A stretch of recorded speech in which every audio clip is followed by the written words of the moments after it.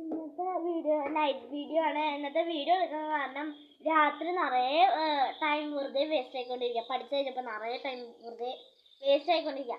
അപ്പം ഞങ്ങൾ വിചാരിച്ചൊരു ഗെയിം കളിക്കാമെന്ന്. അപ്പോൾ ഇവിടെ പന്തുണ്ട്, തറവാട്ടിലാലോ. അപ്പോൾ ഇവിടെ പന്തുണ്ട്. അപ്പോൾ ഞങ്ങൾക്ക് പന്തും വെച്ചൊരു കളി കളിക്കാമെന്ന് വെച്ചു.